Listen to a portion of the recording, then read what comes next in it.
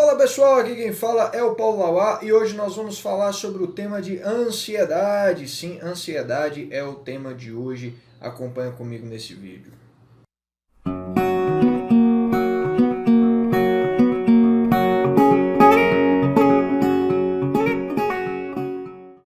A ansiedade é um assunto muito interessante e daria para a gente falar muitas horas sobre ela. Contudo, eu prometo para você que eu vou fazer o mais rápido possível e o mais objetivo também. Não seja ansioso, assista ao vídeo até o final, porque acho que vai ser frutuoso para a sua vida. Bom, a ansiedade ela é uma reação fisiológica natural do nosso corpo. O nosso corpo ele é preparado para enfrentar várias ameaças, seja elas presentes ou que elas possam acontecer. Então ela é a ansiedade nada mais é do que uma reação do nosso corpo, do nosso cérebro, para lidar com uma ameaça que está por chegar. Então é uma reação de sobrevivência, é uma reação natural de sobrevivência do nosso corpo. O que a gente precisa distinguir é entre o medo e a ansiedade. O medo é algo que está presente, é um objeto que nos ameaça, que está ali na nossa frente, que a gente está vendo, que a gente consegue distinguir o que é. Contudo, a ansiedade é aquele medo que aparentemente não tem nome, não é mesmo? É aquela situação que ainda não ocorreu, é o famoso sofrer por antecipação. Muitas vezes a gente sofre por antecipação por pensar que aquilo que está para acontecer será danoso para a nossa vida, será algo ameaçador para nós. Por exemplo, a gente pode pensar o que muita gente tem ansiedade, por exemplo, em fazer prova. Né? A prova ela é um fator tão ansiogênico que faz com que as pessoas sintam medo do que pode acontecer, do resultado daquela prova. Mas provavelmente se você tivesse a certeza de que irá tirar uma nota boa na prova, com certeza você não teria ansiedade. O que causa ansiedade é o medo daquilo que pode acontecer. E a ansiedade tem alguns sintomas que a gente pode detectar, por exemplo, a taquicardia, o coração fica acelerando, batendo forte, né? A tensão muscular, a gente fica rijo, fica com os ombros doendo, né? Com essa região aqui toda tensa, a gente pode tremer também, tem pessoas que tremem, tem gente que dá um revestrez ali no intestino, né? Então tem muitos sintomas que podem aparecer e vai depender de cada pessoa. Mas um outro fator que é muito interessante na ansiedade é a respeito das crenças que nós temos, dos pensamentos que nós temos, que alimentam esse sentimento de ansiedade. Por exemplo, o pensamento de que eu não vou conseguir, né? Eu não vou conseguir realizar aquilo, eu não vou conseguir falar em público, eu não vou conseguir fazer essa prova, eu sou uma pessoa incapaz, eu sou uma pessoa que não consigo lidar com essa situação. Né? E isso realmente atrapalha, isso inviabiliza muito a prática profissional das pessoas, atrapalha muito as pessoas no cotidiano, na escola, no trabalho, enfim, uma apresentação que talvez precise fazer e a pessoa já fica tensa e não consegue desenvolver, e aí dá o famoso branco, né, que é o lapso de memória, justamente porque o nosso corpo está em extrema tensão, o sangue vai todo para os nossos músculos, porque a reação do nosso corpo é de luta ou de fuga diante de uma ameaça. E como a ansiedade prevê uma ameaça, o nosso corpo libera a maior parte do sangue para as extremidades do corpo, para os músculos, para que a gente possa dar pé no caminho ou então lutar. Né? Por isso que falta oxigenação e sangue no nosso cérebro e a memória falha. Então, uma das técnicas que a gente pode utilizar para isso é uma das técnicas que é de controle fisiológico, que é justamente a respiração. Então, a gente passa a respirar corretamente. O que é respirar corretamente? É inspirar e expirar. Inspirar e respirar. Nada mais do que isso. É uma técnica que parece boba, que parece simples, mas é algo que a gente consegue controlar o nosso nível de cortisol, que é um elemento químico que faz com que é utilizado no processo da ansiedade, que faz com que o nosso corpo se prepare, né?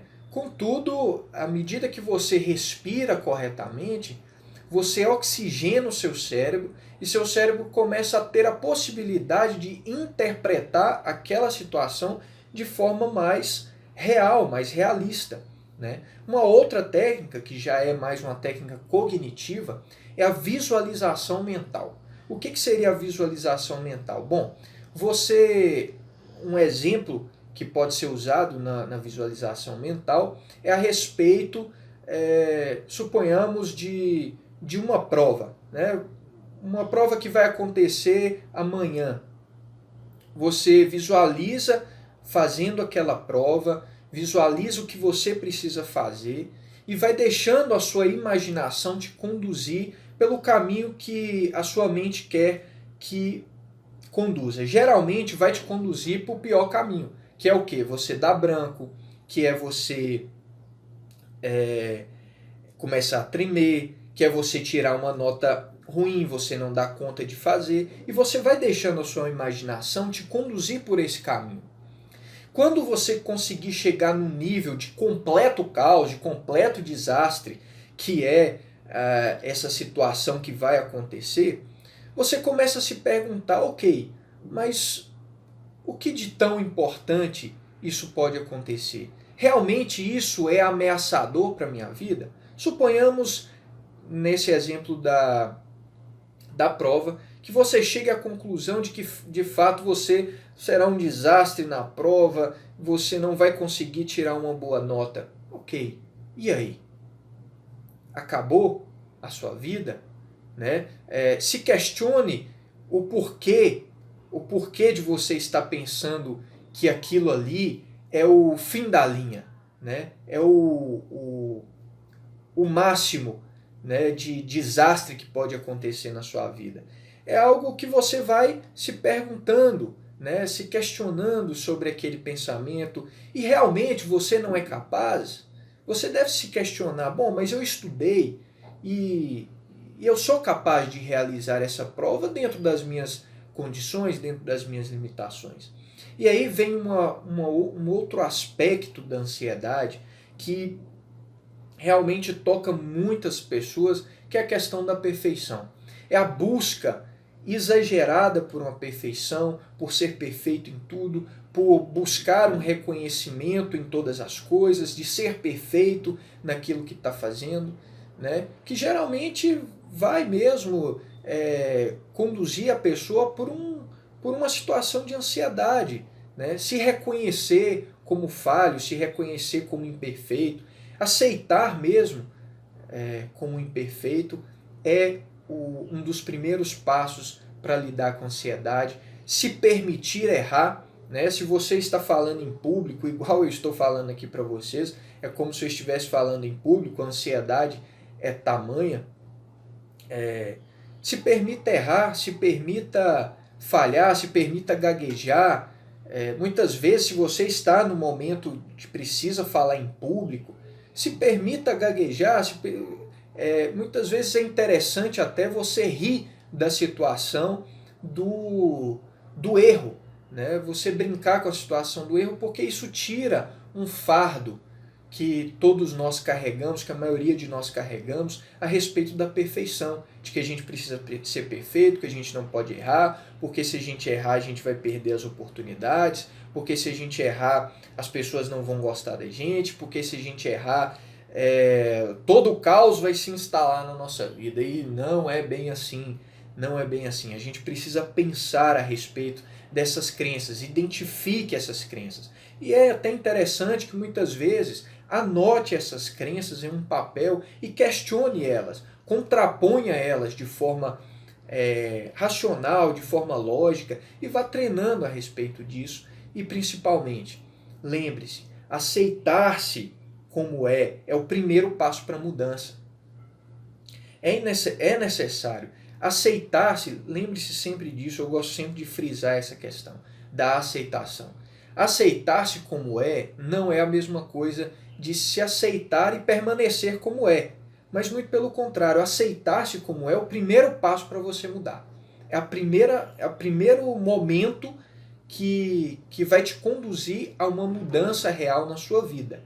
É aceitar, se conhecer, né? E dependendo da circunstância, né, do nível da sua ansiedade, é extremamente importante que você procure uma ajuda profissional para lidar com ela. Né? Nós temos vários tipos de ansiedade. Nós temos ansiedade eventual, que o nome já diz, né, é em razão de um evento, é em razão de uma situação que possa acontecer, que está para acontecer. Existe a ansiedade social, que é essa ansiedade de lidar com as pessoas, seja falar em público, seja conhecer uma pessoa nova, seja lidar com se apresentar a pessoas, né? Ou ansiedade generalizada, que ela é espalhada para vários eventos, para quase tudo, até mesmo tem gente que tem ansiedade para quase tudo que vai fazer na vida, desde que levanta até a hora de deitar, né? E temos o mais grave, que é o pânico. A ansiedade do tipo pânico é aquela que surge repentinamente, inclusive dá a sensação de que está para morrer, né? Uma sensação tão terrível, tão agonizante, que nos conduz à ideia de que estamos prestes a morrer, e quem tem realmente é muito terrível e necessário que faça um acompanhamento profissional. E temos, por fim, a ansiedade existencial, que de fato é uma ansiedade que é pouco estudada, que é pouco falada, mas que também é importante da gente lidar com ela, que é a respeito do sentido da vida. Né? Muitas pessoas se questionam a respeito do sentido da vida, daquilo que nos conduzirá após a morte, das questões que giram em torno da vida, o porquê de existir, né? E todas essas questões de lidar com a morte são frutos da ansiedade existencial, que de fato apenas algumas respostas, inclusive a espiritualidade, a religião, né, as respostas filosóficas, auxiliam muito a lidar com essa ansiedade. Bom, eu espero ter contribuído com a sua vida através desse vídeo e espero que você tenha gostado. Se gostou, compartilha aquela velha história que vocês já devem ter visto por aí. Dá um like, dá uma curtida, compartilha para os seus amigos, para os seus familiares e me ajuda a continuar, né, a produzir esses vídeos. Se você dá uma curtida ou comenta, significa que você gostou. Né? Se você não gostou, se você achou que faltou alguma coisa, se você tem alguma sugestão para me dar, comente aí embaixo, que vai ser de grande valia para mim. Beleza? Um forte abraço a todos e até a próxima.